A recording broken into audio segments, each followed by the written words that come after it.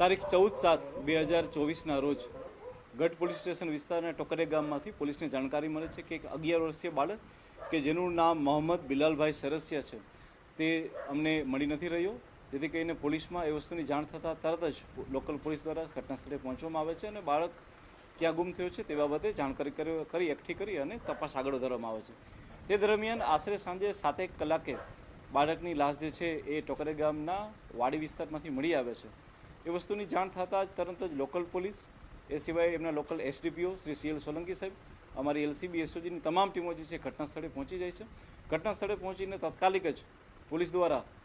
ઘટનાની બારીકાઈથી નિરીક્ષણ કરી અને ત્યારબાદ ડોગ સ્ક્વોડને અને FSLની ટીમને બોલાવી લેવામાં આવે છે। ત્યાં અંધારું હોય અને વરસાદનો માહોલ હોય, પોલીસ દ્વારા ફ્લડ લાઇટની વ્યવસ્થા કરી અને ઘટનાનું નિરીક્ષણ કરી અને ત્યારબાદ અલગ અલગ 10 થી 11 જેટલી ટીમો કે જેની અંદર CPI ડીસા BP મેઘરાતરને તપાસ સોંપી અને આ દિશામાં ખૂબ જ ગુનેપૂર્વક હ્યુમન ઇન્ટેલિજન્સ અને ટેકનિકલ ઇન્ટેલિજન્સ બંનેનો ઉપયોગ કરી અને ટૂંક સમયમાં બધી જ કડીઓને એક પછી એક જોડી દેવામાં આવે છે। આની અંદર જણાવું કે જે અમારી સાયબરની ટીમ હતી, એ સાયબરની ટીમ દ્વારા એ વિસ્તારમાં કોણે કેટલા કોલ કરેલા હશે, કોનું વધારે લોકેશન છે તે બાબતે સાયબર ટીમ દ્વારા તાત્કાલિક જ રીતે પગલાં ભરવામાં આવ્યા। ત્યારબાદ બીજી બધી ટીમો દ્વારા જે છે એ CCTV ફૂટેજ ચેક કરવામાં આવ્યા। જે બાકીની 10 થી 11 ટીમો કે જે અમારા ડીવાયએસપી CL સોલંકી અને LCB SOGની સાથે રહીને બનાવવામાં આવી હતી, તે ટીમો દ્વારા 7000ની વસ્તી ધરાવતા આ ટોકરિયા ગામમાં કયો વ્યક્તિનું વર્તન શંકાસ્પદ છે, કયો વ્યક્તિ અચાનક ગાયબ થયેલો છે અને કયો વ્યક્તિ કેટલીક આવી પૂર્વ માનસિકતાઓ ધરાવે છે એ બાબતે ઊંડાણપૂર્વક તપાસ કરવામાં આવી અને તપાસના અંતે ફક્ત ગણતરીના કલાકોમાં જ એક વ્યક્તિ કે જેનું નામ ફારૂક જમાલ દાઉમા છે તેને પોલીસ દ્વારા પૂછપરછ માટે અહીંયા LCB ઓફિસે લઈ આવવામાં આવે છે। તેની પૂછપરછ દરમિયાન ફલિત થાય છે કે આ વ્યક્તિની માનસિકતા જે છે એ નાના બાળકો સાથે અડપલા કરવાની હતી અને જે વ્યક્તિનું અપહરણ થયું હતું તેને પણ રાત્રે 10 વાગ્યાની આસપાસ આ વ્યક્તિ દ્વારા પોતાની કારમાં બેસાડીને અલગ અલગ જગ્યાએ લઈ જવામાં આવે છે અને ત્યાં કારની પાછલી સીટમાં તેની સાથે અડપલા કરવામાં આવે છે। બાળક દ્વારા વિરોધ કરવામાં આવતા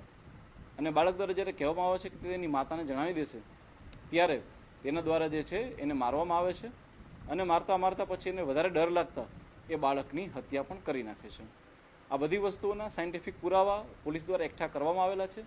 FSLને બી મોકલી આપવામાં આવેલા છે। આ સિવાય જે નવો કાયદો આવ્યો છે એ નવા કાયદા મુજબ આપણે તમામ વસ્તુઓને એ સાક્ષ્યની અંદર એના ઓડિયો, વિડીયો રેકોર્ડિંગ અને ફોટાને બી હાલમાં મૂકવામાં આવ્યા છે, જેથી કરી અને આરોપીને કડકમાં કડક સજા મળે। કાગળ ઉપર આજ દિન સુધી પોલીસના ચોપડે એનું આવી કોઈ વસ્તુઓ છતી થઈ નથી, પરંતુ એ વિસ્તારના અલગ અલગ આગેવાનો અને લોકોની સાથે વાતચીત કરતા આવા 1 થી 2 વસ્તુઓ આ જ વ્યક્તિ દ્વારા ભૂતકાળમાં થયું હોવાનું હાલમાં પોલીસ દ્વારા ફલિત થયેલું છે। તે બાબતે બી હાલમાં તપાસ ચાલુ છે। હાલમાં જે મેડિકલ એવિડન્સ છે